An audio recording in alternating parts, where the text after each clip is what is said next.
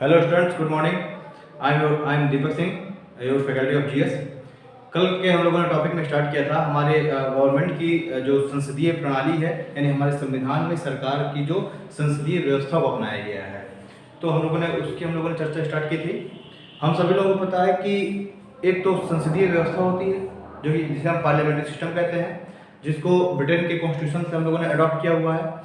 और एक होती है जो अमेरिका में या श्रीलंका में देखा जाए या रशिया में जो प्रचलित है, वो है गवर्नमेंट की प्रेसिडेंशियल फॉर्म, यानी कि अध्यक्षीय व्यवस्था, जिसे हम राष्ट्रपति व्यवस्था कहते हैं। तो हम लोगों ने जो हमारे कॉन्स्टिट्यूशन में जो अडॉप्ट किया है, वो अडॉप्ट किया है ब्रिटेन की व्यवस्था को। उसी तरीके से कनाडा में भी चलता है। जापान को देख लें, वहाँ पर भी सरकार की संसदीय व्यवस्था है। और उसी तरीके से हमारे भारत में सरकार की संसदीय व्यवस्था है। ठीक है।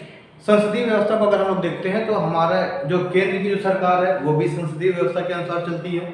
हमारी जो स्टेट गवर्नमेंट है, जो प्रांतीय सरकार है, वो भी संसदीय व्यवस्था के अनुसार ही चलती है। यानी कि जो पार्लियामेंट्री फॉर्म है वो हमारे सेंट्रल एंड स्टेट दोनों में ही पार्लियामेंट्री फॉर्म ऑफ गवर्नमेंट है। ठीक है।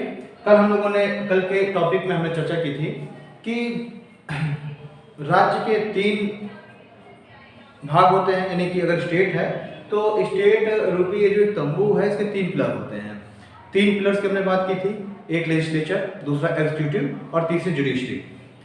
ठीक। इनमें से हमने कल विधायिका की बात कर ली थी, यानी कि लेजिस्लेचर के बारे में मैंने बताया था कि लेजिस्लेचर के जो सारे सदस्य होते हैं, विधायिका के जो सारे सदस्य हैं, वो जिस जगह पर बैठ करके और कानून संबंधी कार्य करते हैं, कानून को बनाना, किसी विधेयक को पास करना, उसको अधिनियम बनाने के लिए राष्ट्रपति के पास भेजना, ये सारे कार्य जिस जगह पर बैठ के होते हैं उसको हम लोग कहते हैं पार्लियामेंट, यानी कि संसद। उसी क्रम में हमने संसद के बारे में भी हमने पढ़ लिया था। संसद के 3 अंग होते हैं। 3 अंगों के बारे में मैंने बताया था आपको। संसद के 3 अंग होते हैं, लोकसभा, राज्यसभा और प्रेसिडेंट, यानी कि राष्ट्रपति। अब क्या होता है कि कोई भी जो बिल है वो दोनों सदन में से भी किसी भी सदन में वो पहले प्रस्तुत हो सकता है, चाहे वो लोकसभा में हो या राज्यसभा में हो। वहाँ से पारित होने के बाद दोनों सदनों से उसके सदस्यों के द्वारा पारित करने के बाद उस जो बिल है, विधेयक को भेजा जाता है राष्ट्रपति के पास। और फिर जब प्रेसिडेंट उस विधेयक पर अपने साइन कर देता है तो फिर वो जो विधेयक है वो बन जाता है अधिनियम, यानी कि कानून। और फिर वो जो कानून बन जाता है तो उस कानून को भेज दिया जाता है कहाँ? एग्जीक्यूटिव के पास, कार्यपालिका के पास। अब कार्यपालिका का कार्य क्या है कि उस कानून को लागू कराना। ठीक है। कार्यपालिका का कार्य क्या है? उस कानून को लागू कराना, देखना कि उस कानून के अनुसार ही कार्य हो रहे हैं कि नहीं, यानी जितनी भी सरकारी संस्थाएं हैं उनको उनके द्वारा उस कानून को प्रभावित कराना, उन कानून को लागू कराना। क्लियर।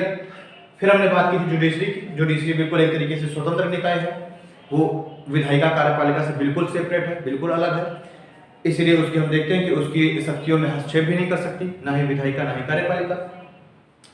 लेकिन वर्तमान समय में हम लोग देखते हैं कि कार्यपालिका कुछ न्यायपालिका के कार्यों में हस्तक्षेप करने का प्रयास करती है। जैसे हम आगे जाकर के जब हम लोग पढ़ेंगे न्यायपालिका के बारे में, तो हम कुछ कॉलेजियम सिस्टम वगैरह पढ़ेंगे। उसमें हम लोग देखते हैं किस तरीके से कार्यपालिका ने न्यायपालिका में हस्तक्षेप करने की कोशिश की थी और फिर किस तरीके से न्यायपालिका ने उसको किसी तरह दूर किया। ठीक है। चलिए, अब हम एक चीज ये और देख लेते हैं कि हमारे देश ने संसदीय शासन प्रणाली को अपनाया। तो आखिरकार जो संसदीय शासन प्रणाली अपनाई गई, पार्लियामेंट्री जो फॉर्म ऑफ गवर्नमेंट अपनाई गई, इसको अपनाने के पीछे का मुख्य कारण क्या रहा होगा? क्यों नहीं हमारे देश ने अध्यक्षीय शासन व्यवस्था अपना लिया अमेरिका के तरीके, यानी राष्ट्रपति को ही सर्वे सर्वा बना दिया था, राज्य का प्रमुख और सरकार का प्रमुख दोनों राष्ट्रपति को बना दिया था? ऐसा क्यों नहीं हुआ? अच्छा, हमारे संविधान सभा के एक सदस्य थे केटी शाह। संविधान सभा में एक सदस्य ऐसे भी थे केटी शाह। जो केटी शाह थे, ये जो है भारत में अध्यक्षीय शासन व्यवस्था यानी राष्ट्रपति व्यवस्था को अपनाने के पक्षधर थे। लेकिन उनकी इस बात को ये कह करके मना कर दिया गया, इनके इस प्रस्ताव को अस्वीकार कर दिया गया। कहा गया संविधान सभा के जो सारे सदस्य थे उनका ये मानना था कि जो ब्रिटिश हैं उन्होंने एक लंबे समय तक हमारे ऊपर शासन किया हुआ था और ब्रिटेन की जो व्यवस्था थी वो थी पार्लियामेंट्री फॉर्म ऑफ गवर्नमेंट की व्यवस्था थी। वहाँ पर भी उच्च सदन और निम्न सदन थे, वैसे ही एक तरीके से सरकार का गठन वहाँ भी हो रहा था। कुछ डिफरेंस हम लोग देखते हैं, जैसे कि वहाँ पर जो उच्च सदन है तो उसमें थोड़ा सा हम लोग डिफरेंस देखते हैं। राज्य का जो प्रमुख है वहाँ पे वंशानुगत होता है, हमारे यहाँ राज्य का जो प्रमुख है वंशानुगत नहीं होता, यानी कि हम रिपब्लिक है। ठीक है, कुछ डिफरेंस है ब्रिटेन और हमें, लेकिन फिर भी काफ़ी हद तक हमें सिमिलरिटी देखने के लिए मिलती है। लेकिन अब हम लोगों ने क्यों संसदीय व्यवस्था ही अपनाया, उसके पीछे का थोड़ा सा हम 2 मिनट कारण समझ लेते हैं। देखिए, ब्रिटेन ने एक लंबे समय तक हमारे ऊपर शासन किया हुआ था। ब्रिटेन की जो व्यवस्था थी वो कैसी थी, संसदीय शासन जो संसदीय व्यवस्था थी। अब चूंकि अंत में आते आते बहुत सारे भारत शासन अधिनियम आए, कुछ एक्ट आए, उनके द्वारा जो ब्रिटिश थे उन्होंने हमारे जो भारतीय नेता हैं उनको भी विधायिका और कार्यपालिका में शामिल कर लिया। बहुत ज़्यादा व्यापक रूप से नहीं, बट फिर भी कुछ हद तक शामिल किया गया। तो हमारे जो राजनेता हैं वो एक तरीके से परिचित भी हो गए थे सरकार की पार्लियामेंट्री फॉर्म से, संसदीय व्यवस्था से। अच्छा, जब हमारा देश जब आज़ाद हुआ उस समय हमारा जो इंफ्रास्ट्रक्चर था इतना डेवलप था नहीं, हमारे जो नागरिक थे वो भी इतना ज़्यादा एजुकेटेड नहीं थे कि वो तुरंत ही एक नई व्यवस्था को अपना सकते। इसलिए ये महसूस किया गया कि जो व्यवस्था एक लंबे समय से चलती चली आ रही है, जिस व्यवस्था से हमारे भारत के जो नागरिक हैं वो परिचित हैं, हमारे जो नेता हैं जिस व्यवस्था में उन्होंने कार्य किया हुआ है, कार्य का उनको अनुभव प्राप्त है, उसी व्यवस्था को लेकर के हम आगे चलें। क्योंकि अगर एक नई व्यवस्था अपनाई जाती तो उसमें कहीं ना कहीं उसको अडॉप्ट करने में समय लगता है, उसको लागू कराने में और लोगों को समझने में समय लग सकता था। तो एक कारण तो ये था संसदीय शासन व्यवस्था को अपनाने का। दूसरा कारण ये भी हो सकता है, ये भी था कि जो संसदीय शासन व्यवस्था है वो जो सरकार है उसकी उत्तरदायित्व को लागू करती है, यानी सरकार को आंसरेबल बनाती है। ठीक है, सरकार को जवाबदेह बनाती है विधायिका के प्रति या फिर लोकसभा के प्रति या फिर हम कहें कि नागरिकों के प्रति। लेकिन वहीं अगर हम लोग देखते हैं कि जो अमेरिका की अध्यक्षीय शासन व्यवस्था है, प्रेसिडेंशियल फॉर्म ऑफ गवर्नमेंट है, उसमें क्या होता है कि जो राष्ट्रपति है वो ना तो विधायिका का सदस्य होता और ना ही कार्यपालिका का सदस्य होता। राष्ट्रपति जो है राज्य का भी प्रमुख होता है और सरकार का भी प्रमुख होता है। इसी वजह से राष्ट्रपति विधायिका के प्रति कतई जवाबदेह नहीं होता। ठीक है, तो हमारे जो संविधान सभा के सदस्य थे उनका मानना था कि अगर सरकार विधायिका के प्रति जवाबदेह नहीं होगी, कार्यपालिका के प्रति जवाबदेह नहीं होगी, तो क्या होगा, वो एक मनमाना करने लग जाएगी, एक तानाशाही, एक डिक्टेटरशिप लागू होने के चांसेस हैं। इसलिए हमारे संविधान सभा के सदस्यों को मानना था कि सरकार का गठन ऐसा हो, सरकार ऐसी बने जो कि आंसरेबल हो, जो कि जवाबदेह हो। ठीक, तो ये भी एक कारण था, हम लोगों ने संसदीय शासन व्यवस्था को अपनाया। अभी हम लोग आज बात कर लेते हैं कार्यपालिका की, उसके बाद फिर समय बचेगा तो 10-15 मिनट में हम लोग बात करेंगे कि संसदीय जो शासन व्यवस्था उसकी क्या विशेषताएं हैं, कुछ पॉइंट्स हम लोग देख लेंगे। संसदीय शासन व्यवस्था के गुण क्या हैं, उसके दोष क्या हैं, इसके बारे में हम लोग चर्चा कर लेंगे। और थोड़ा सा हम लोग चर्चा करेंगे बाद में जो प्रेसिडेंशियल फॉर्म ऑफ गवर्नमेंट है अमेरिका की, उसके बारे में हम लोग चर्चा करेंगे। ठीक है, तो आज के देखिए टॉपिक को हमें स्टार्ट करना है एग्जीक्यूटिव से। कल हम लोगों ने लेजिस्लेचर के बारे में बात कर लिया था, आज हम लोग बात करेंगे एग्जीक्यूटिव के बारे में, मींस कार्यपालिका के बारे में। देखिए, सबसे पहले तो आप ये समझिए कि जो कार्यपालिका है ये विधायिका का ही अंग है, यानी कि कार्यपालिका कोई अलग से नहीं चुनी जाती या उस कार्यपालिका के लिए कोई अलग से चुनाव नहीं होता। जो ये कार्यपालिका है ये विधायिका के ही सदस्यों के द्वारा कार्यपालिका का गठन होता है, यानी कि कार्यपालिका क्या है, कार्यपालिका विधायिका का ही एक अंग है। ठीक है ना, कार्यपालिका क्या है, कार्यपालिका विधायिका का ही अंग है और इसीलिए जो कार्यपालिका है वो विधायिका के प्रति जवाबदेह होती है। ठीक है, अगर विधायिका कोई कानून अगर बना रही है तो कार्यपालिका उसको रोक नहीं लगा सकती, क्योंकि आखिरकार कार्यपालिका निकली ही विधायिका से है। और कानून बनने में जो कार्यपालिका के सदस्य हैं, जो कि विधायिका के भी सदस्य हैं, तो उनकी वहाँ पर ऑलरेडी सहमति हो चुकी है। इसी वजह से कार्यपालिका के जो सदस्य हैं वो बाद में उस कानून पर रोक नहीं लगा सकते।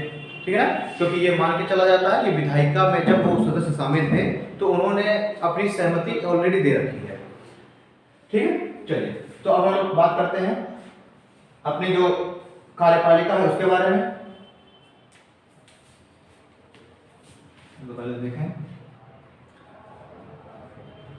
कार्यपालिका विधायिका का ही अंग है। ठीक, अब हम देखेंगे कार्यपालिका में आखिरकार शामिल कौन होते हैं, कितने सदस्य होते हैं कार्यपालिका में। तो देखिए, जब हमने विधायिका की बात की थी जो हमने लेजिस्लेचर की बात की थी, तो हमने क्या कहा था कि इसमें जो है लोकसभा भी शामिल होती है, भाई संसद में लोकसभा भी शामिल होती है, राज्यसभा भी शामिल होती है और प्रेसिडेंट भी शामिल होता है। तो अगर आपसे कभी पूछ लिया जाता है कि आखिरकार विधायिका में कुल कितने सदस्य होते हैं, लेजिस्लेचर की नंबर ऑफ जो उसके सदस्य हैं, ठीक है, वो कितने होते हैं, तो देखिए लोकसभा में कल मैंने आपको बताया था कि अधिकतम कितने मेंबर हो सकते हैं, अधिकतम 550, ठीक है। राज्यसभा में अधिकतम 250 और एक हो गया प्रेसिडेंट। तो कुल कितने मेंबर हो सकते हैं विधायिका के अंतर्गत, 5.5 6 7 8 8 से अधिकतम कितने हो सकते हैं, अधिकतम जो है 8 से। वर्तमान में कितने मेंबर हैं विधायिका में, अगर वर्तमान की हम बात कर लें तो देखिए 543 545 और 1 यानी कि 9 4 4 8 7, ठीक है ना, 789। विधायिका में 789 सदस्य होते हैं। अब इन विधायिका के ही सदस्यों से ही बनती है कार्यपालिका। एग्जीक्यूटिव का चुनाव कहां से होता है, कहां से कार्यपालिका निकल रही है, वो विधायिका से निकल रही है। यानी कि जो ये 789 जो कुल सदस्य हैं, इन्हीं में से ही कौन होंगे, इन्हीं में से ही कार्यपालिका के सदस्यों का भी चुनाव होगा। यानी कार्यपालिका का जो गठन है वो इन्हीं मेंबरों के द्वारा होगा। तो देखिए हम लोग बात करते हैं कि कार्यपालिका में आखिर कितने मेंबर हो सकते हैं। तो हम सभी लोग जानते हैं कि जो सरकार है, जो गवर्नमेंट है, जो कार्यपालिका है, जिसको हम मंत्रिपरिषद कहते हैं, तो मंत्रिपरिषद का गठन किससे होता है, लोकसभा से होता है। यानी लोकसभा में जो बहुमत प्राप्त जो दल होता है, लोकसभा में जिस दल को बहुमत प्राप्त होता है, वही क्या करती है, वही सरकार का गठन करती है। और सरकार का गठन मतलब उसने क्या किया, उसके सभी सदस्यों ने, जिस पार्टी को बहुमत प्राप्त हुआ, उसके सभी सदस्य क्या करते हैं, अपना एक नेता चुन लेते हैं और उसी चुने हुए नेता को हम कहते हैं प्रधानमंत्री।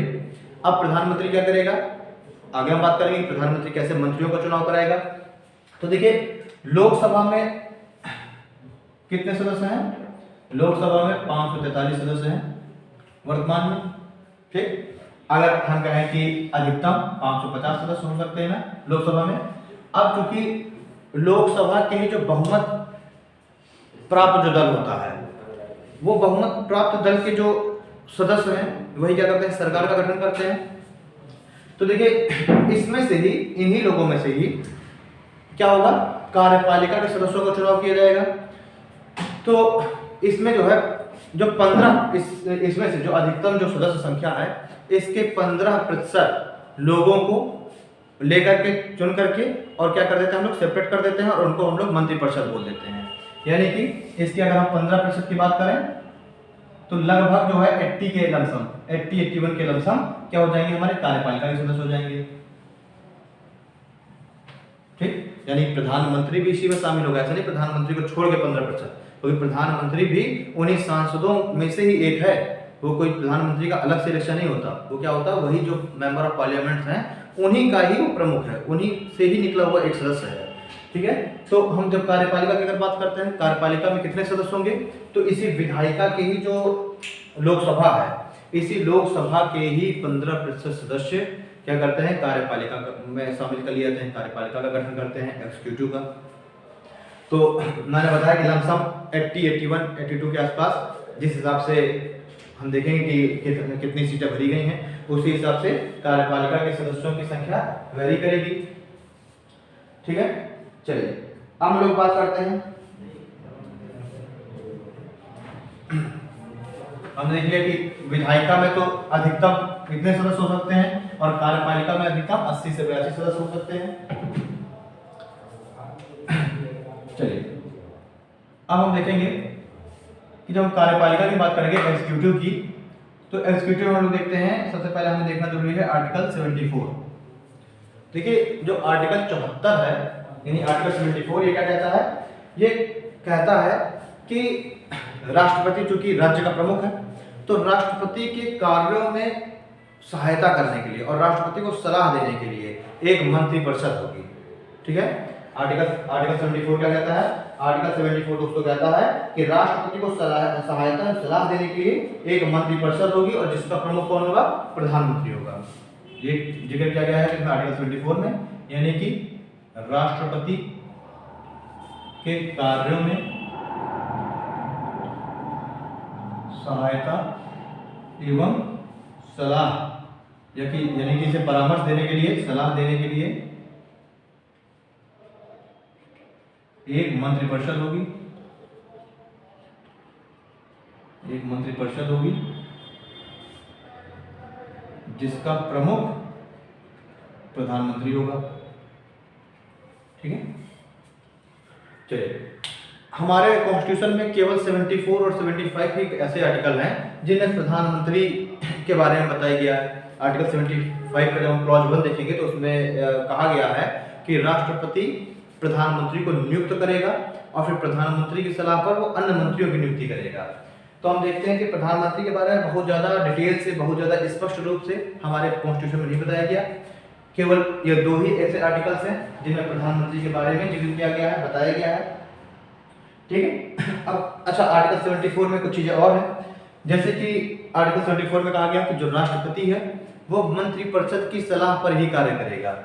एक तो हमने ये देख लिया पॉइंट। दूसरा देखेंगे जो प्रेसिडेंट है राष्ट्रपति इसी मंत्रिपरिषद की सलाह पर, राष्ट्रपति मंत्रिपरिषद की सलाह पर कार्य करेगा। ठीक है ना, राष्ट्रपति क्या करेगा? राष्ट्रपति मंत्रिपरिषद की सलाह पर ही कार्य करेगा। देखिए राष्ट्रपति बाध्य है मंत्रिपरिषद की सलाह पर कार्य करने के लिए, अपने आप से राष्ट्रपति कुछ भी नहीं कर सकता। लेकिन हाँ, राष्ट्रपति को एक पावर प्राप्त, एक जो है शक्ति मिली हुई है कि अगर मंत्रिपरिषद ने कोई सलाह दी है राष्ट्रपति को, तो राष्ट्रपति केवल एक बार मंत्रिपरिषद के पास उस सलाह को पुनर्विचार के लिए भेज सकता है। राष्ट्रपति क्या करेगा? एक बार उस सलाह को मंत्रिपरिषद के पास पुनर्विचार के लिए भेजेगा, और अगर मंत्रिपरिषद ने दोबारा से यही सलाह दे दी, दोबारा से कह दिया कि नहीं आप इसको लागू करिए, या फिर अगर उसमें कुछ संशोधन कर दिया, या फिर बिना संशोधन करे ही उस प्रस्ताव को वापस से राष्ट्रपति के पास भेज दिया, तो अब राष्ट्रपति बाध्य होगा इनकी इस सलाह को मानने के लिए, इनकी इस सलाह के अनुसार कार्य करने के लिए राष्ट्रपति क्या होगा? बाध्य होगा। ठीक है ना, तो इसमें हम देखेंगे कि राष्ट्रपति एक बार पुनर्विचार हेतु वापस भेज सकता है, वापस भेज सकता है। और अगर ये पुनर्विचार के पास वापस पुनर्विचार के वापस भेजा और फिर से अमेंडमेंट सुधार करके या फिर बिना संशोधन करे वापस से राष्ट्रपति के पास भेज दिया गया उस प्रस्ताव को, तो अब राष्ट्रपति बाध्यकारी होगा उस प्रस्ताव को मानने के लिए। ठीक है ना, अब राष्ट्रपति उस प्रस्ताव को मानने के लिए बाध्य होगा, उसके अनुसार कार्य करने के लिए राष्ट्रपति बाध्य होगा। ठीक है, चलिए ये तो हो गया आर्टिकल 74। अब हम आगे बात करते हैं आर्टिकल 75 की।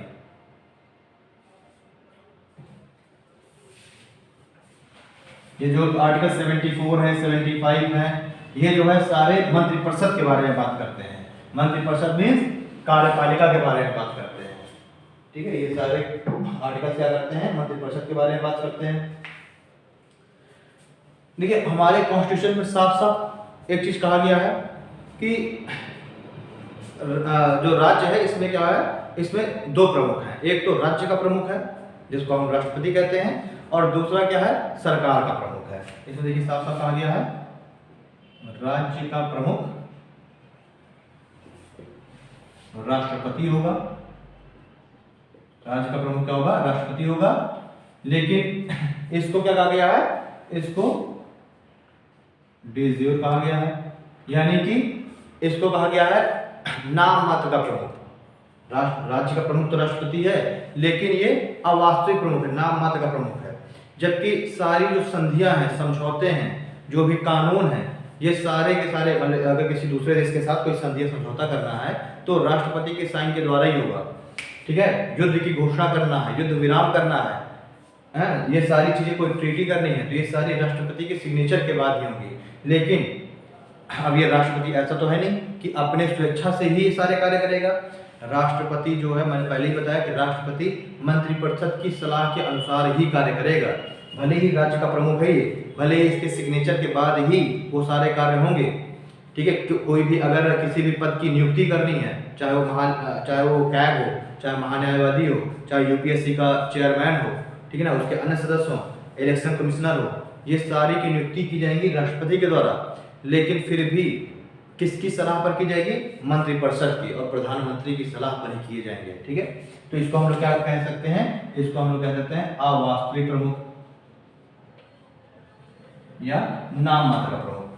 हम ऐसे सिंपल शब्दों में कह सकते हैं कि राष्ट्रपति एक ऐसे सेब की तरीके है जिसके दांत और नाखून तोड़ दिए गए हैं। तो हमने देख लिया कि राज्य का प्रमुख क्या राष्ट्रपति है, वहीं कॉन्स्टिट्यूशन में कहा गया है। जबकि सरकार का प्रमुख कौन है? सरकार का प्रमुख है, सरकार का प्रमुख प्रधानमंत्री होगा। यानी कि इसे हम लोग लैटिन वर्ड में क्या कहते हैं? डिफैक्टो। यानी कि क्या है ये?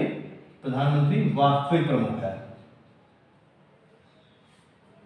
यानी सारी जो कार्यकारी जो शक्तियां हैं वो प्रधानमंत्री के पास है। ये प्रधानमंत्री की ही सलाह पर, इसी के परामर्श पर ही राष्ट्रपति क्या करेगा? सारे कार्य करेगा। अगर हम अमेरिका का जो प्रेसिडेंट है उसकी तुलना अगर हम करें कि भारत में कौन सा ऐसी पद है, कौन सी ऐसी पोस्ट है जो अमेरिका के प्रेसिडेंट के समकक्ष है, तो वहां पर हम देखते हैं कि प्रधानमंत्री हमें ऐसा व्यक्ति दिखाई देता है जो कि अमेरिका के राष्ट्रपति के समकक्ष मिलेगा। ठीक, क्योंकि जो अमेरिका का राष्ट्रपति है उसके पास वो ज़्यादा शक्तिशाली होता है, उसके पास अधिक पावर होती है। ठीक है ना, वो कार्यपालिका का एक तरह से प्रमुख भी होता है। ठीक, तो इसी तरीके से हमें दिख रहा है कि जो भारत का प्रधानमंत्री है वास्तव में वो ही वास्तविक प्रमुख है। चलिए यहां पर हो गया।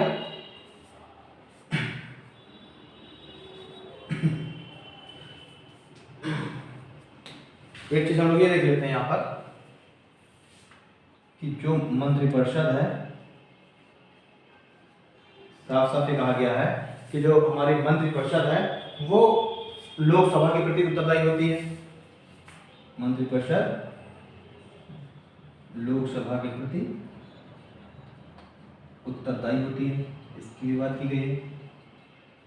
यानी ऐसा नहीं है कि मंत्रिपरिषद कोई भी कार्य करेगी और वो आंसरेबल नहीं होगी, उससे जो है उसके कार्य में क्वेश्चन नहीं किया जा सकता, वो लोकसभा के प्रति उत्तरदायी होगी। ठीक, चलिए अब हम लोग बात करते हैं आर्टिकल 75 की।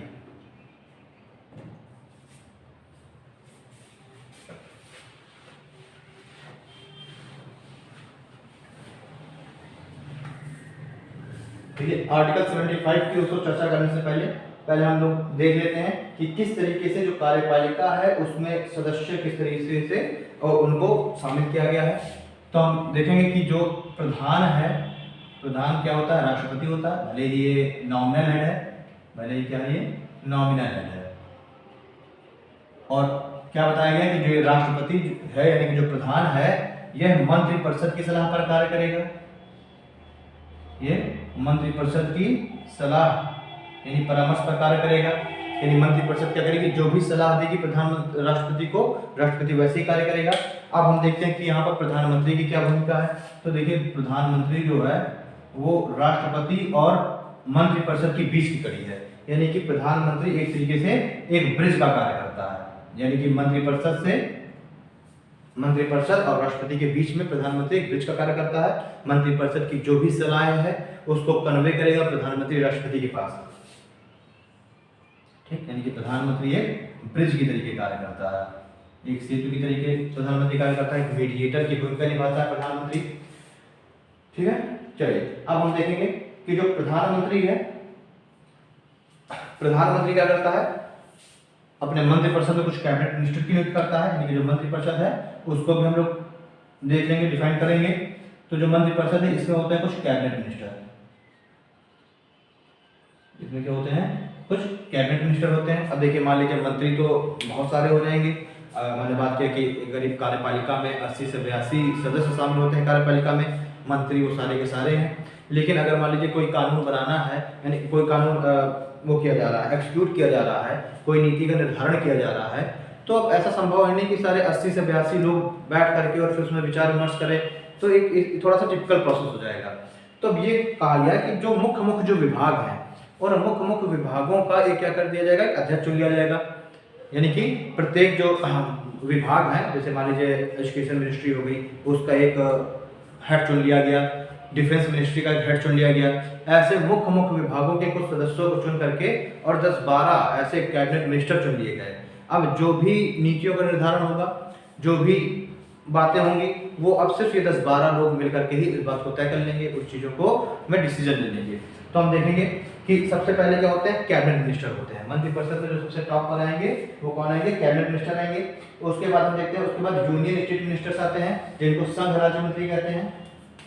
कैबिनेट मिनिस्टर होते हैं, कैबिनेट मिनिस्टर के नीचे होते हैं जूनियर स्टेट मिनिस्टर, यानी कि इनको हम यूनियन स्टेट मिनिस्टर क्या बोलते हैं, संघ राज्य मंत्री बोलते हैं। ठीक है, जो संघ राज्य मंत्री होते हैं इनका कार्य क्या होता है, इन कैबिनेट मिनिस्टर की कार्यों में सहायता करना। अब सपोज दैट हमने डिफेंस मिनिस्ट्री का एक हमने हेड बना दिया। अब डिफेंस मिनिस्ट्री को भी अपने कार्यों में, अपने कार्य में सहायता के लिए, भाई बड़ा एक विभाग है वो, तो उसको भी अपने कार्यों में सहायता के लिए कुछ लोगों की आवश्यकता है। तो इस जो डिफेंस मिनिस्ट्री है उसके नीचे भी कुछ हमने संघ राज्य मंत्री रख दिए जो कि कैबिनेट मिनिस्ट्री के कार्यों में सहायता करेंगे। ठीक है, चलिए इसके बाद हम लोग एक और देखते हैं, एक होते हैं स्वतंत्र प्रभार मंत्री। ठीक है, स्वतंत्र प्रभार मंत्री होते हैं,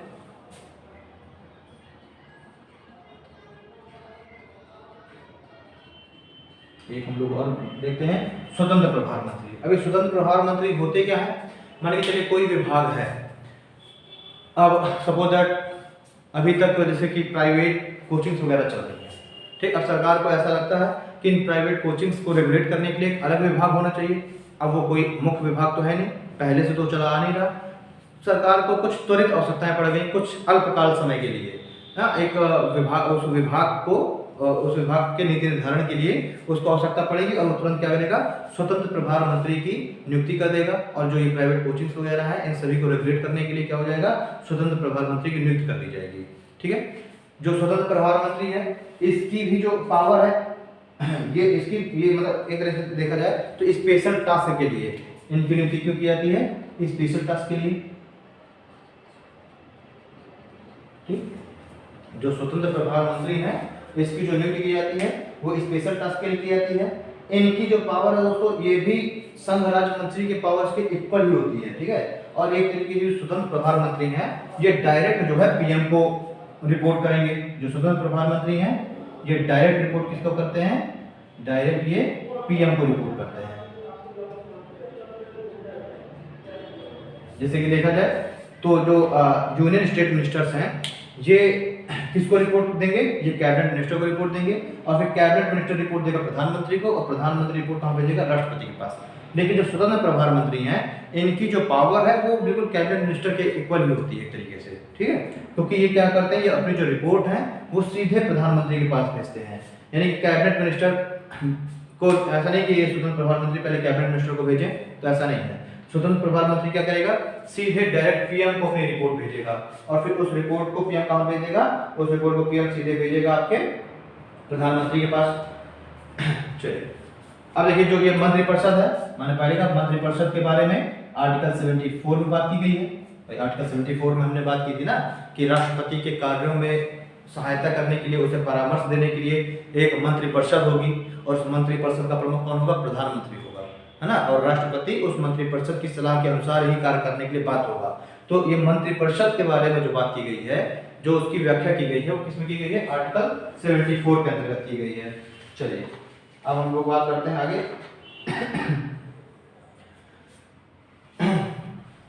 देखिए अब हम देखें कि जहां पर भी तीनों शर्तें पूरी हो जाएं, कौन कौन सी तीनों शर्तें पूरी हो जाएं, मतलब कि राज्य का एक नॉमिनल हेड हो, एक जो है एक रियल हेड हो, मंत्रिपरिषद हो, मंत्रिपरिषद के अनुसार कार्य करे, ये सारी कंडीशन जहां पर फुलफिल हो जाएंगी उसी को हम क्या कह देंगे, संसदीय शासन व्यवस्था कह देंगे। यानी सरकार की जो मतलब जो पार्लियामेंट्री फॉर्म ऑफ गवर्नमेंट है इसी को हम लोग क्या कहेंगे, सरकार की पार्लियामेंट्री फॉर्म। ठीक है, जहाँ तीनों शर्तें पूरी हो जाएंगी वहां पर पार्लियामेंट्री फॉर्म ऑफ गवर्नमेंट हो जाएगी। और जहां पर ये तीनों शर्तें पूरी ना हो, मतलब कि सरकार मतलब एक नॉमिनल हेड और रियल हेड अलग अलग ना हो और मंत्रिपरिषद की सलाह के अनुसार जो प्रमुख है वो कार्य करने के लिए बाध्य ना हो, वहां पर क्या हो जाएगी, वहां पर प्रेसिडेंशियल फॉर्म ऑफ गवर्नमेंट हो जाएगी। दोनों में डिफरेंस हम लोगों ने देख लिया कि जहां पर भी नॉमिनल हेड अलग हो, रियल हेड अलग हो और एक मंत्रिपरिषद हो और उस मंत्रिपरिषद की सलाह के अनुसार ही जो हेड है वो कार्य करने के लिए बाध्य हो, तो क्या हो जाएगी पार्लियामेंट्री फॉर्म ऑफ गवर्नमेंट, और जहां पर ये तीनों शर्तें पूरी ना हो वहां पर प्रेसिडेंशियल फॉर्म ऑफ गवर्नमेंट। क्योंकि हम लोगों ने देख लिया कि जो अमेरिका का राष्ट्रपति है वो ऐसा कहीं पर भी नहीं कि वो मंत्रिपरिषद की सलाह के अनुसार ही कार्य करने के लिए बाध्य है, नहीं, वो स्वेच्छा से ही, वो सिर्फ अपने स्वेच्छा से ही वो कार्य करता है, ना ही वो विधायिका और कार्यपालिका के लिए जवाबदेह होता है। जबकि यहाँ हमने देखा कि जो मंत्रिपरिषद है ये लोकसभा के प्रति जिम्मेदार होती है, यानी कि जो संसद है, पार्लियामेंट है, उसके प्रति जिम्मेदार होती है मंत्रिपरिषद। परंतु वहां पर प्रेसिडेंट, अमेरिका में प्रेसिडेंट जवाबदेह नहीं होता, ना ही विधायिका के प्रति और ना ही कार्यपालिका के प्रति। अब सीधे सीधे हम लोग आर्टिकल 75 की बात करते हैं। काफी इंपॉर्टेंट आर्टिकल 75, इसमें पूरे मंत्रिपरिषद के बारे में काफी डिटेल से बातें बताई गई हैं। तो देखिए जो ये आर्टिकल 75 है, आर्टिकल 75 को 6 क्लॉजेस में बांटा गया है। आर्टिकल 75 में 6 क्लॉजेस दिए गए हैं। इन 6 क्लॉजेस को हमको ध्यान में रखना है। चलिए, जो आर्टिकल 75 क्लॉज 1 है उसमें कहा गया कि भारत के प्रधानमंत्री को राष्ट्रपति नियुक्त करता है और फिर प्रधानमंत्री की सलाह पर राष्ट्रपति अन्य मंत्रियों की नियुक्त करेगा। तो हमने देखेंगे हम आर्टिकल 75 क्लॉज 1 क्या कहता है। ये कहता है प्रधानमंत्री की नियुक्ति राष्ट्रपति द्वारा की जाएगी। प्रधानमंत्री की नियुक्ति किसके द्वारा की गई? राष्ट्रपति के द्वारा की गई। और फिर प्रधानमंत्री की ही सलाह पर, प्रधानमंत्री की सलाह पर राष्ट्रपति अन्य मंत्रियों की नियुक्ति करेगा।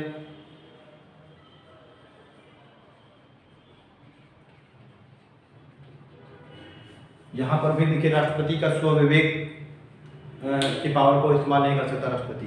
प्रधानमंत्री जिस व्यक्ति को कहेगा उसी व्यक्ति को राष्ट्रपति मंत्री नियुक्त कर देगा, उसी व्यक्ति को राष्ट्रपति क्या करेगा? मंत्री अपॉइंट कर देगा, मिनिस्टर अपॉइंट कर देगा। अब यहाँ पर भी कुछ, अभी हम लोग आगे देखेंगे, यहाँ पर भी कुछ टर्म एंड कंडीशन है। भाई प्रधानमंत्री किसी भी व्यक्ति को, मान लीजिए मुझे भी प्रधानमंत्री कह सकता है कि इसको मिनिस्टर बना दिया जाए, और राष्ट्रपति क्या करेगा? मुझे मिनिस्टर बना देगा। पर यहाँ पर एक शर्त पूरी करनी पड़ेगी, मुझको मंत्री बनने के बाद 6 महीने के भीतर संसद के दोनों सदनों में से किसी भी एक सदन की सदस्यता ग्रहण करनी पड़ेगी। और अगर मैं 6 महीने के अंदर सदस्यता ग्रहण नहीं कर पाता हूँ दोनों में से किसी भी एक सदन की, तो जो मेरा पद है वो समाप्त कर दिया जाएगा, मुझे अपना पद छोड़ना पड़ जाएगा। ठीक है, यहीं पर एक और हम चीज देख लेते हैं कि मान लीजिए कोई बहुमत प्राप्त दल है। अब जो बहुमत प्राप्त दल है तो उसके, अगर बहुमत प्राप्त, मान लीजिए कोई दल, कोई जो पार्टी है उसने क्या कर लिया? मेजोरिटी प्राप्त कर ली। तो अब उस जो पार्टी है वो जिस व्यक्ति को कहेगी, उसके जो सभी सदस्य हैं जिस व्यक्ति को कहेंगे राष्ट्रपति से कि इसको प्रधानमंत्री बनाया जाए, तो उसी को राष्ट्रपति प्रधानमंत्री बनाएगा। यानी कि अगर मेजोरिटी प्राप्त कर लेती है कोई पार्टी, तब तो राष्ट्रपति बाध्य है कि जिस व्यक्ति को पार्टी कहेगी उसी को प्रधानमंत्री बनाया जाएगा। लेकिन अगर कोई पार्टी मेजोरिटी प्राप्त नहीं कर पाती, या फिर कोई जो गठबंधन है वो मेजोरिटी प्राप्त नहीं कर पाता, तो अब राष्ट्रपति यहाँ पर अपने स्वविवेक का इस्तेमाल कर सकता है। ठीक है ना, अब राष्ट्रपति यहाँ पर क्या करेगा? अपने स्वविवेक का इस्तेमाल करेगा और किसी भी पार्टी को, मान लीजिए वहां पर कंडीशन ये होती है कि जो सबसे बड़ी जो पार्टी होगी, ठीक, तो किसी सबसे बड़ी पार्टी को या फिर गठबंधन की है अगर किन्हीं पार्टियों ने, तो उसके किसी सदस्य को राष्ट्रपति क्या करेगा? प्रधानमंत्री बना देगा, प्रधानमंत्री नियुक्त कर देगा। लेकिन जो व्यक्ति प्रधानमंत्री बन गया है अब उसको अपने सीट ग्रहण करने के 1 महीने के भीतर संसद में विश्वास प्राप्त करना होगा।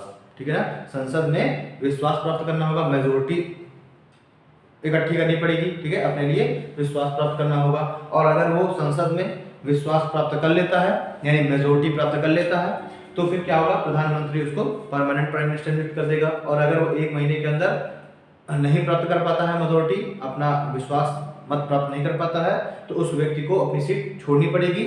और फिर प्रेसिडेंट क्या करेगा? प्रेसिडेंट दोबारा से इलेक्शन कराने की घोषणा कर देगा। ठीक, तो यहाँ पर हमें 2 चीजें यहाँ पर हमें ध्यान में रखनी है। एक तो कोई भी व्यक्ति मंत्री बन सकता है बशर्ते 6 माह के अंदर उसे किसी सदन की सदस्यता ग्रहण करनी पड़ेगी। दूसरा, अगर कोई पार्टी मेजोरिटी प्राप्त नहीं कर पा रही है, तो राष्ट्रपति अपने स्वविवेक के अनुसार किसी भी व्यक्ति को प्रधानमंत्री नियुक्त कर सकता है, किसी भी पार्टी को। बशर्ते यही होता है कि जो सबसे बड़ी पार्टी है उसी के एक सदस्य को प्रधानमंत्री नियुक्त किया जाएगा। लेकिन उस व्यक्ति को 1 माह के भीतर सदन में अपने लिए विश्वास मत प्राप्त करना होगा, मेजोरिटी दिखानी होगी। ठीक है, चलिए अब हम बात करते हैं, एक सब क्लॉज आया था आर्टिकल 71 सब क्लॉज 1, आर्टिकल 71 का क्लॉज 1 सब क्लॉज ए।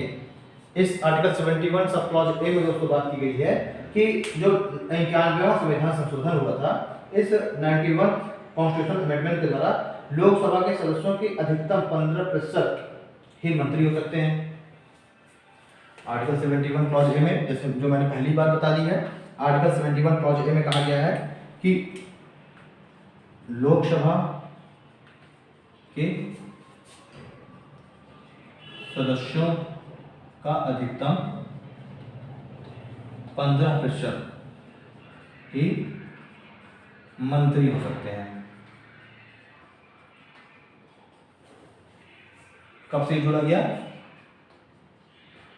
91वें संविधान संशोधन के द्वारा से जोड़ा गया। अब अगर हम बात करें कि इसको यहाँ पर जोड़ने की आवश्यकता क्यों पड़ रही है, तो हम लोग समझ सकते हैं कि अगर ये चीज जोड़ी ना जाती, अगर ये यहाँ पर लिमिटेशन न लगाया जाता कि सिर्फ लोकसभा के अधिकतम 15% लोग ही 15% जो सदस्य हैं वही केवल मंत्री बन सकते हैं, तो यहाँ पर एक समस्या क्या खड़ी हो सकती थी कि जो पार्टी सरकार का गठन कर रही है, जो पार्टी मेजोरिटी में आ रही है, वो क्या करेगी, वो अधिक से अधिक लोगों को मंत्री बना देगी, है ना भाई। पार्टी क्या करेगी, अपने सदस्यों के हित के लिए कार्य करने लग जाएगी और वो अधिक से अधिक जितने ज़्यादा हो सकेंगे, जितनी उसकी इच्छा करेगी, उतने लोगों को मंत्री बना देगी। तो इस चीज को रोकने के लिए क्या किया गया, संविधान में संशोधन किया गया। कौन सा? 91वां संविधान संशोधन किया गया। और उस 91वें संविधान संशोधन के द्वारा कहा गया कि लोकसभा में जितने कुल सदस्य हैं, भाई 545 सदस्यों का हमारे जो निर्वाचन हुआ है, 545 सदस्य हैं लोकसभा में, तो इस 545 सदस्यों के सिर्फ 15%, इस 545 सदस्यों के सिर्फ 15% ही क्या हो सकते हैं, मंत्री हो सकते हैं। अब तो 545 भी नहीं रह गए, 543 रह गए हैं, तो 543 के 15% ही मंत्री बनाए जा सकते हैं। तो वही लगभग जो ये 81 या 82 आ जाएगा, यानी अधिकतम सिर्फ इतने व्यक्ति ही क्या कर सकते हैं, मंत्री बनाए जा सकते हैं। ठीक है, अब यहाँ पे ऐसा नहीं जितनी इच्छा करे 150-200 को मंत्री बना दो।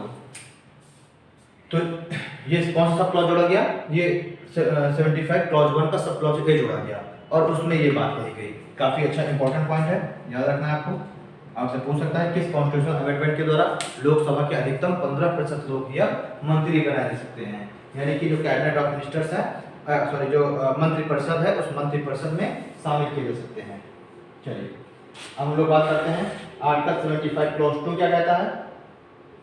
आर्टिकल 75 क्लॉज 2 को साफ कर देता हूं मैं, नोट करिए आपने।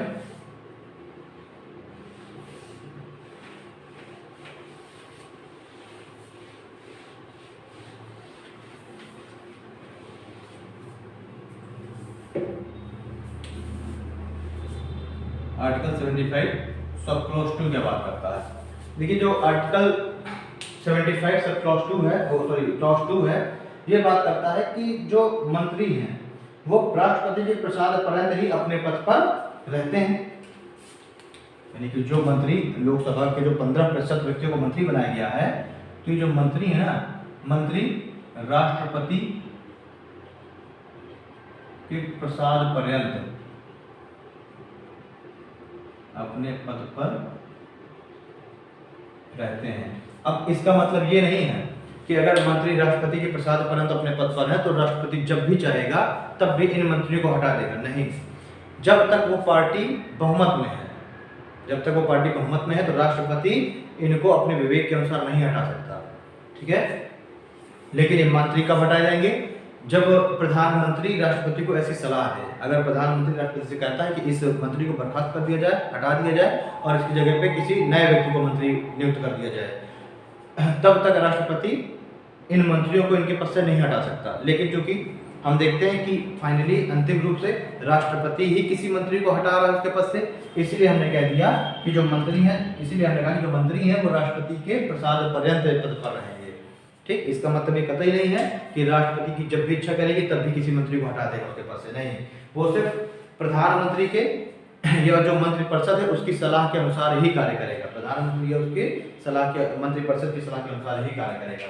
मंत्रिपरिषद अगर ऐसी सलाह दे रही है कि इस व्यक्ति को हटा दिया जाए तो ही राष्ट्रपति हटाएगा, अन्यथा किसी भी रूप में नहीं हटा सकता। अब हम देखेंगे कि आर्टिकल 75 क्लॉज 3 क्या कहता है। ये कहता है कि मंत्रिपरिषद लोकसभा के प्रति उत्तरदायी है। जो आर्टिकल 75 क्लॉज 3 है, ये कहता है कि मंत्रिपरिषद लोकसभा के प्रति उत्तरदायी है। ठीक है, 75 क्लॉज 2 में हमने क्या बात की कि जो मंत्री हैं वो मंत्री की बात हो रही है, इंडिविजुअल मंत्रियों की। तो जो इंडिविजुअल जो मंत्री है वो तो राष्ट्रपति के प्रसाद पर्यंत अपने पद पर है। यहाँ पर बात हो रही है सामूहिक रूप से पूरे मंत्रिपरिषद की। तो जो मंत्रिपरिषद है वो लोकसभा के प्रति उत्तरदायी है, लोकसभा के प्रति क्या है, आंसरेबल है। ठीक है, यहाँ पे एक चीज और हम देख लेते हैं कि जो इंडिविजुअल, अगर हम मिनिस्टर्स की बात करें, इंडिविजुअल मंत्रियों की बात करें, तो प्रेसिडेंट के प्रति उत्तरदायी होते हैं। अगर हम यहाँ पर नोट डाल के आप लिख सकते हैं, अगर हम इंडिविजुअल मंत्री की बात करते हैं, अगर हम इंडिविजुअल मिनिस्टर की बात करते हैं, तो इंडिविजुअल रूप से जो मिनिस्टर हैं ये राष्ट्रपति के प्रति उत्तरदायी होंगे।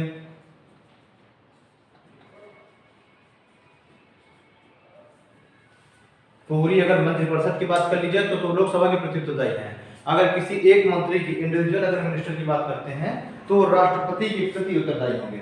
ठीक है, अब हम लोग 75 क्लॉज 4 की बात करते हैं। 75 क्लॉज 4 क्या कहता है, तो दोस्तों जो अच्छा यानी कि जो देखिए 75 जो क्लॉज 3 है ना, इसी को सामूहिक उत्तरदायित्व का सिद्धांत भी हम लोग कह देते हैं। ठीक है ना, सामूहिक उत्तरदायित्व का सिद्धांत भी कह देते हैं। आर्टिकल 75 क्लॉज 4 क्या है, इसमें आपसे सीधे क्वेश्चन पूछ लेगा कि सामूहिक उत्तरदायित्व का सिद्धांत किस आर्टिकल में वर्णित किया गया है। तो हमें को बताना है आर्टिकल 75 क्लॉज 3 में, है ना, सामूहिक उत्तरदायित्व। देखिए मंत्रिपरिषद यानी कि सामूहिक रूप से लोकसभा की, तो सामूहिक उत्तरदायित्व का सिद्धांत 75 क्लॉज 3 में हो गया। अब हम बात करते हैं आर्टिकल 75 क्लॉज 4। देखिए आर्टिकल जो दोस्तों 75 क्लॉज 4 है, ये बात करता है इन मंत्रियों के, प्रधानमंत्रियों के शपथ की बात करता है। ठीक है, चलिए जो 75 क्लॉज 4 है क्या बात करता है, ये बात करता है प्रधानमंत्री व जो मंत्रिपरिषद के अन्य जो सदस्य हैं, यानी कि अन्य जो मिनिस्टर्स, जो अन्य मंत्री हैं, उनके शपथ की बात करता है। इस शपथ का उल्लेख है, मान लीजिए जो सांसद हैं उन्हीं सांसदों में से ही कुछ व्यक्तियों को मिनिस्टर बना लिया गया, किसी एक व्यक्ति को, उन्हीं सांसदों में से ही किसी एक व्यक्ति को प्रधानमंत्री बना दिया गया। तो अब राष्ट्रपति क्या करेगा, राष्ट्रपति इस प्रधानमंत्री को, राष्ट्रपति जो है इस प्रधानमंत्री को इसके पद की शपथ दिलाएगा। ठीक है ना, इसके पद की व गोपनीयता की शपथ दिलाएगा और प्रधानमंत्री और राष्ट्रपति के समक्ष शपथ लेगा कि मैं संविधान के अनुसार कार्य करूंगा। ठीक है, मैं देश की एकता और अखंडता के अनुसार कार्य करूंगा, देश को अक्षुण्ण बनाने हेतु कार्य करूंगा। तो ये सारी जो है, जो प्रधानमंत्री के पद की जो शपथ है, पद व गोपनीयता की जो शपथ है वो कौन दिलाएगा, राष्ट्रपति दिलाएगा प्रधानमंत्री को। और साथ ही साथ ये जो राष्ट्रपति है, यही राष्ट्रपति प्रधानमंत्री की सलाह पर इन मंत्रिपरिषद के सदस्यों को भी शपथ दिलाएगा।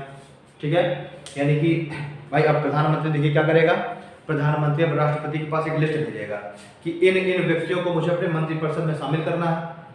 तो उसके मंत्रिपरिषद में सदन के दोनों, मतलब संसद के दोनों सदनों में से किसी भी सदन का कोई व्यक्ति हो सकता है, या फिर ऐसा व्यक्ति भी हो सकता है जो संसद के किसी भी सदन का सदस्य ना हो, उसको भी प्रधानमंत्री चाहे तो अपने मंत्रिपरिषद में शामिल कर सकता है, बशर्ते उसको 6 महीने के अंदर सदस्यता ग्रहण करनी होगी किसी भी सदन की। तो अब प्रधानमंत्री एक लिस्ट भेजेगा राष्ट्रपति के पास, उसमें जो है नाम का उल्लेख होगा कि इन व्यक्तियों को मुझे अपने मंत्रिपरिषद में शामिल करना है। तो अब राष्ट्रपति इसी प्रधानमंत्री की सलाह पर, जिसको प्रधानमंत्री कहेगा कि इसको भी शामिल करना है, इसको शामिल करना है, इनको शामिल करना है, उन सभी को राष्ट्रपति क्या करेगा, अब मंत्री पद की शपथ दिलाएगा। ठीक है, प्रधानमंत्री को भी उसके पद की शपथ दिलाएगा और यही राष्ट्रपति प्रधानमंत्री की सलाह पर इन मंत्रिपरिषद के जो सदस्य हैं इनको भी इनके पद की व गोपनीयता की शपथ दिलाएगा। तो हमने आर्टिकल 75 क्लॉज 4 में देख लिया कि जो प्रधानमंत्री है उसको शपथ राष्ट्रपति दिलाएगा और प्रधानमंत्री की सलाह पर राष्ट्रपति ही अन्य मंत्रियों को भी शपथ दिलाएगा। अब बात आती है आर्टिकल 75 क्लॉज 5 की। ठीक, इस आर्टिकल 75 क्लॉज 5 में ही वो बात की गई है जिसको मैं बार बार दोहरा रहा हूं।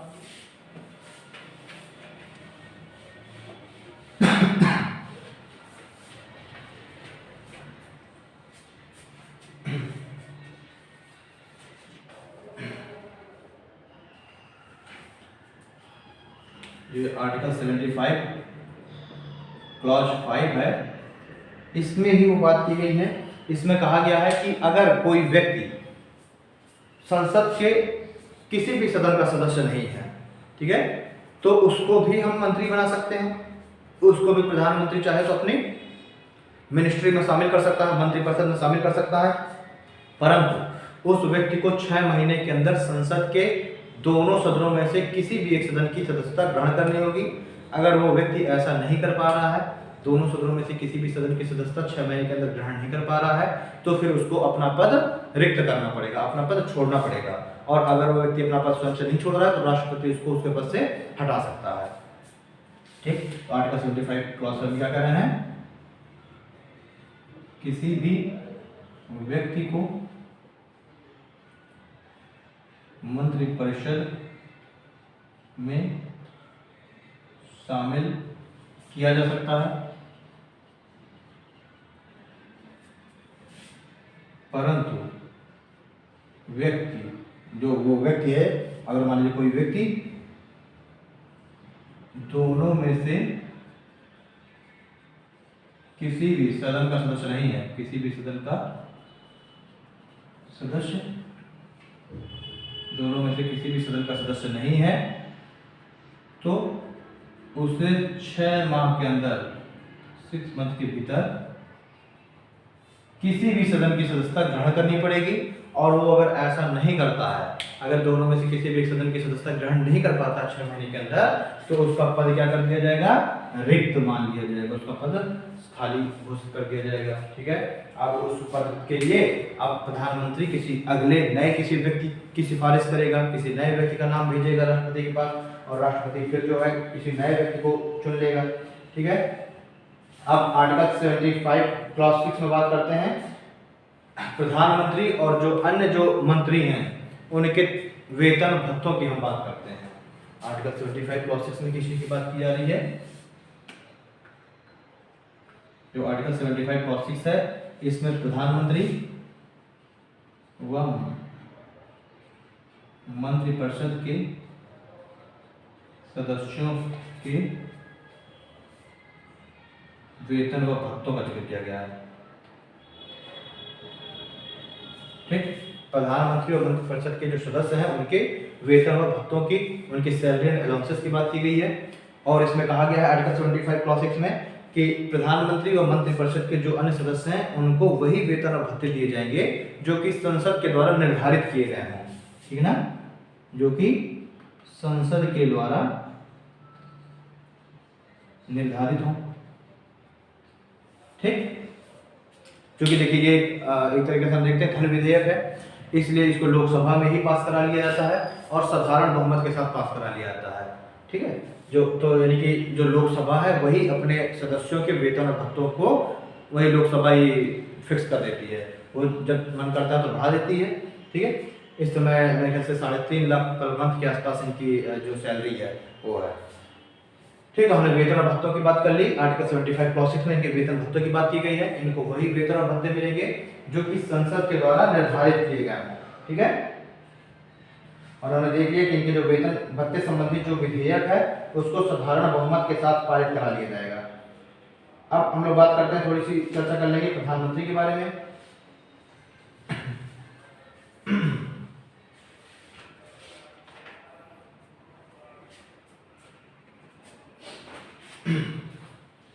यहाँ तक तो हमने बात कर ली मंत्रिपरिषद के बारे में, थोड़ी सी कुछ चीजें हमने प्रधानमंत्री के बारे में देखी। अब हम थोड़ा सा एक अलग सेगमेंट पूरा प्रधानमंत्री के बारे में बात करेंगे, क्योंकि आखिरकार कार्यपालिका का प्रमुख प्रधानमंत्री है। हमारे जो रियल हेड कहा जाता है गवर्नमेंट का वो प्रधानमंत्री है। तो अब हमें प्रधानमंत्री के बारे में, प्राइम मिनिस्टर के बारे में कुछ चीजें देख लेनी है।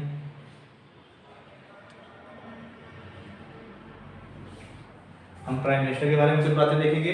देखिए, प्रधानमंत्री के बारे में मैंने आपसे पहले भी कहा कि प्रधानमंत्री के बारे में कोई भी एक बहुत खास प्रक्रिया की चर्चा नहीं की गई, बहुत ज़्यादा डिटेल में बात नहीं की गई है हमारे संविधान में प्रधानमंत्री के बारे में। सिर्फ जो आर्टिकल 75 है, जो क्लॉज 1 है, उसमें जरूर एक पॉइंट दिया गया है कि राष्ट्रपति प्रधानमंत्री की नियुक्ति करेगा और प्रधानमंत्री क्या होगा, उन्हीं जो सांसद हैं उन्हीं सांसदों में से ही एक व्यक्ति होगा जिसको सारे सांसद मिल करके और अपना नेता घोषित कर देंगे, अपना नेता चुन लेंगे और उसी व्यक्ति को राष्ट्रपति क्या करेगा, प्रधानमंत्री नियुक्त कर देगा। तो हम देखते हैं कि प्रधानमंत्री की नियुक्ति के लिए प्रधानमंत्री की जो चुनाव की जो प्रक्रिया है उसके लिए कोई खास कोई भी प्रक्रिया नहीं दी गई, कोई खास जो है प्रावधान नहीं किया गया प्रधानमंत्री को चुनने के लिए। बड़ी साधारण सी प्रक्रिया है कि जो भी बहुमत प्राप्त जो पार्टी होगी वही अपने में से किसी एक व्यक्ति को प्रधानमंत्री के रूप में नामित कर देगी, प्रधानमंत्री के रूप में राष्ट्रपति के पास प्रस्ताव भेज देगी कि हमें इस व्यक्ति को अपना प्रधानमंत्री बनाना है।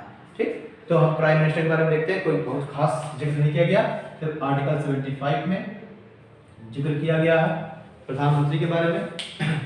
ठीक है,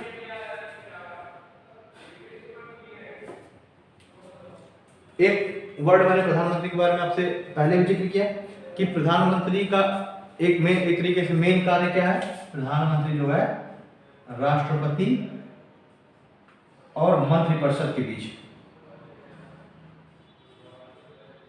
प्रधानमंत्री जो है राष्ट्रपति और मंत्रिपरिषद के बीच में एक ब्रिज का कार्य करता है, एक सेतु का कार्य करता है। यानी कि यहाँ से जो भी इनके द्वारा बनाई गई जो भी पॉलिसी हैं, जो भी चीजें हैं, नीति हैं, उनको प्रधानमंत्री राष्ट्रपति के पास तक पहुंचाएगा। यानी इनके मंत्रिपरिषद ने जो भी कार्य किए हैं, इनके कार्यों का जो ब्यौरा है, ठीक है, क्या ये कार्य कर रहे हैं मंत्रिपरिषद के जो सदस्य हैं, इनके कार्यों का ब्यौरा प्रधानमंत्री ही राष्ट्रपति के पास तक पहुंचाएगा। यानी कि प्रधानमंत्री एक तरीके से सेतु का कार्य कर रहा है, एक मीडिएटर का कार्य कर रहा है, ठीक है ना, मैसेंजर का कार्य कर रहा है। और प्रधानमंत्री के ही कहने पर, इस प्राइम मिनिस्टर के ही कहने पर, पीएम के कहने पर ही राष्ट्रपति संसद के सत्र को आहूत व सत्रावसान करता है। ठीक है, पीएम के कहने पर ही जो राष्ट्रपति है वो संसद के सत्र को आहूत करेगा, वह संसद को का समापन कर सकता है। ठीक है ना, यह सत्रावसान यानी कि समापन कर सकता है। ठीक, तो ये प्रधानमंत्री की एक पावर है, प्रधानमंत्री के कहने पर राष्ट्रपति सत्र को आहूत भी करेगा और उसका समापन भी करेगा। चलिए आर्टिकल देखिए, इसमें जो हम प्रधानमंत्री के बारे में पढ़ते हैं तो प्रधानमंत्री के बारे में हम कुछ चीजें देख लेंगे, जैसे कि प्रधानमंत्री की नियुक्ति कैसे हो रही है, क्या प्रक्रिया है, उसके बारे में हम देख लेंगे। हमने नियुक्ति देख लिया, उसके फिर हम देख लेंगे शपथ के बारे में, पदावधि वेतन के बारे में हम देख लेंगे प्रधानमंत्री के। उसके बारे में उसके बाद हम लोग देखेंगे कि प्रधानमंत्री के कार्य एवं शक्तियों के बारे में देखेंगे, एक एक करके हम चर्चा करेंगे।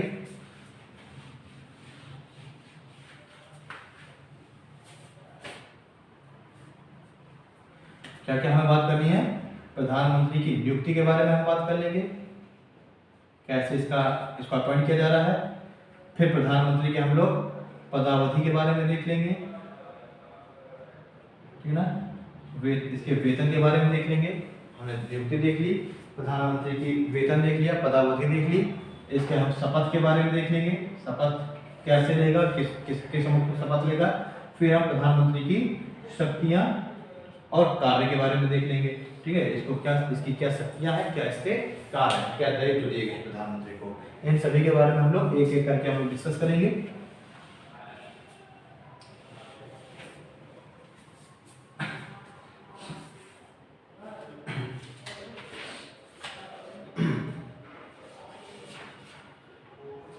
चलिए अब हम लोग प्रधानमंत्री की नियुक्ति के बारे में बात करेंगे।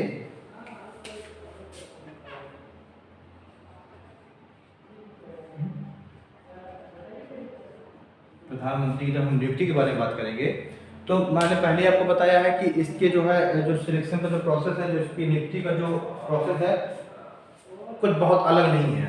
ये क्या है कि विधायिका के जो सदस्य हैं, जो लोकसभा के जो सदस्य चुने गए हैं, जो मेंबर ऑफ पार्लियामेंट जो चुने गए हैं लोकसभा के जनता के द्वारा प्रत्यक्ष निर्वाचन के द्वारा, या फिर राज्यसभा के भी जो सदस्य हैं मेंबर ऑफ पार्लियामेंट, चाहे वो लोकसभा के हो चाहे राज्यसभा के हो, कोई भी ऐसा सांसद प्रधानमंत्री हो सकता है जिसको बहुमत प्राप्त जो दल है वो जो है अपना नेता चुन ले। तो इसकी हम नियुक्ति को देख लेंगे, क्या है इसमें,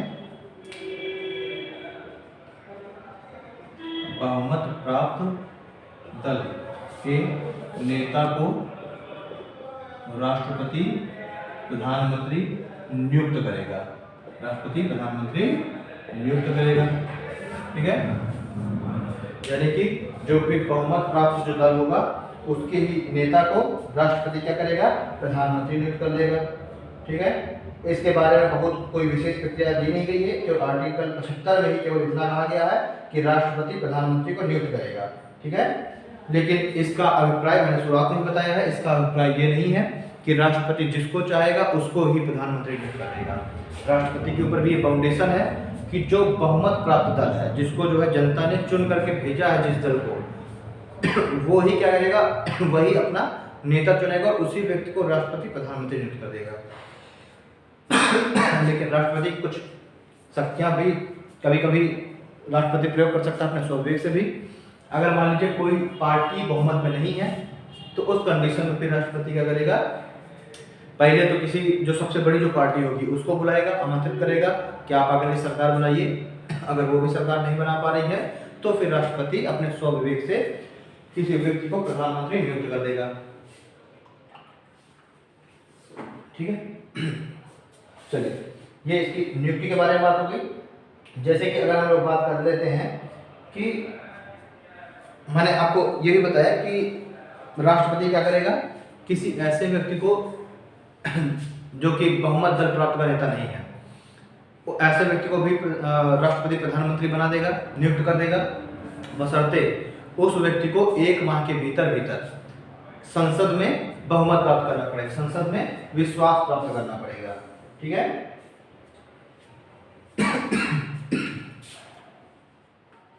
यानी क्या कहना है, ऐसा व्यक्ति जो बहुमत प्राप्त दल का नहीं है उसे भी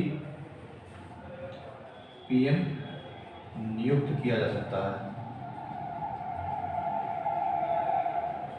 बशर्ते उसे 1 माह के भीतर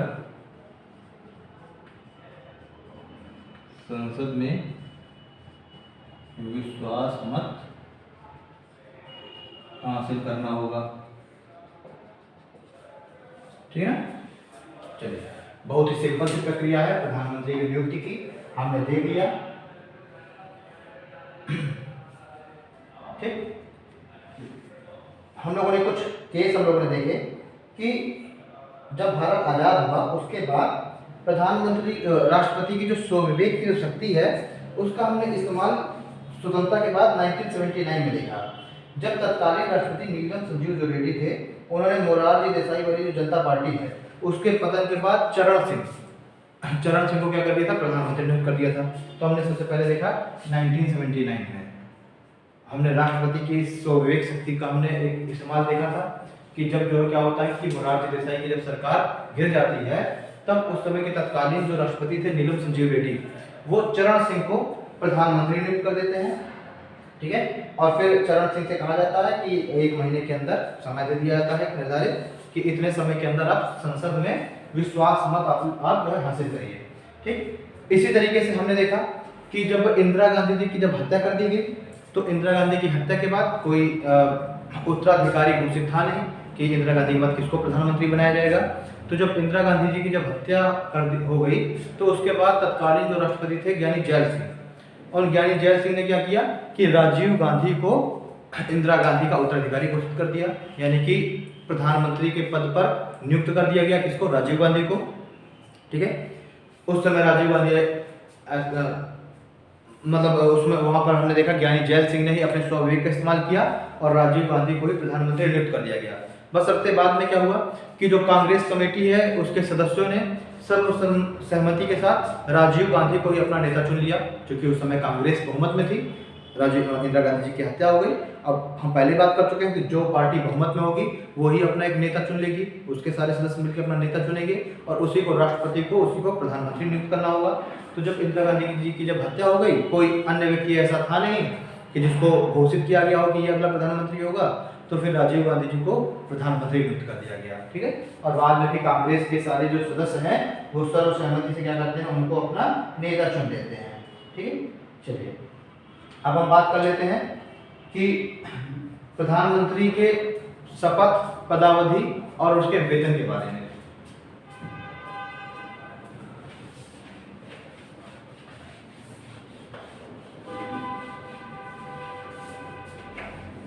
इसलिए देखिए प्रधानमंत्री के बारे में एक लाइन, एक वर्ड बोला जाता है कि ये समानों में से एक समान है, मतलब कि जो सांसद है उन्हीं सांसदों में से ही उन्हीं के जैसा एक व्यक्ति है, कोई ऐसा अलग सा व्यक्ति नहीं है, वो भी एक सांसद ही है।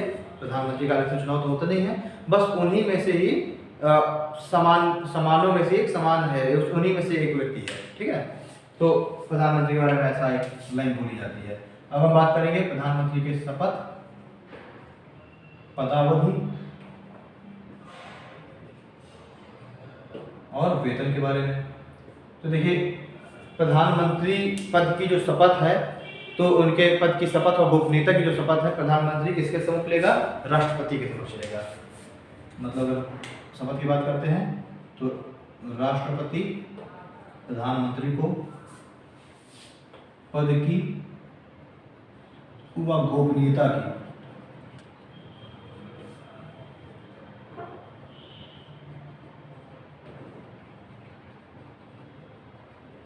ठीक है। राष्ट्रपति क्या करेगा, प्रधानमंत्री को उसके पद की व गोपनीयता की शपथ दिलाएंगे, ठीक है।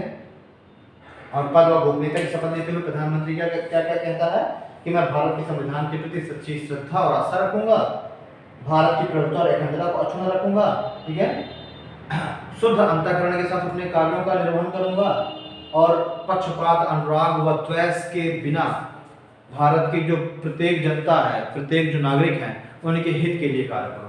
ये कुछ लाइन होती हैं, ये टर्म्स होते हैं जो प्रधानमंत्री अपनी शपथ लेते समय जिन शब्दों का प्रयोग करता है।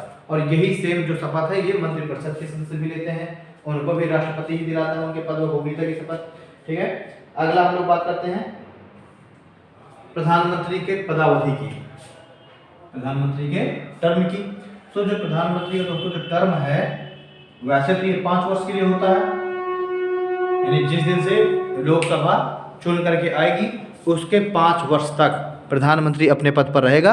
और जैसे ही 5 वर्ष पूरे होंगे क्या होगा, प्रधानमंत्री को अपना पद छोड़ना पड़ जाएगा, ठीक है।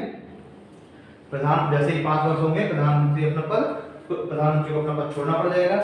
लेकिन फिर भी प्रधानमंत्री का जो ये कार्यकाल है ये स्थायी नहीं होता। इसीलिए हमारे संविधान में कहा भी गया है कि जो संसदीय जो शासन व्यवस्था है ये सरकार की स्थायी व्यवस्था नहीं है, ये कभी भी भंग की जा सकती है। लेकिन हमने इसको एक्सेप्ट क्यों किया है, क्योंकि ये जो प्रेसिडेंशियल फॉर्म ऑफ गवर्नमेंट है उसके अपेक्षाकृत अधिक उत्तरदायी है, अधिक जवाबदेह, अधिक रिस्पॉन्सिबल एंड आंसरेबल है, ठीक है। तो इसके अगर हम टर्म की बात करते हैं तो इसका वैसे तो सामान्य रूप से 5 वर्ष इसका टर्म होता है, कार्यकाल होता है, लेकिन फिर भी ये राष्ट्रपति के प्रसाद पर्यंत ही अपने पद पर रहेगा। अर्थात जब भी ये जो व्यक्ति है जो प्रधानमंत्री के रूप में है, जब भी ये विश्वास खो देगा, लोकसभा में अपना विश्वास खो देगा, या फिर जो पूरी पार्टी है ये अल्पमत में चली जाएगी या अपना बहुमत खो देगी ये पार्टी, तो राष्ट्रपति क्या करेगा, इस व्यक्ति को इसके पद से हटा देगा, ठीक है। तो हम देखेंगे कि ये राष्ट्रपति के, प्रेसिडेंट के प्रसाद पर्यंत अपने पद पर रहता है, ठीक। और जैसे ही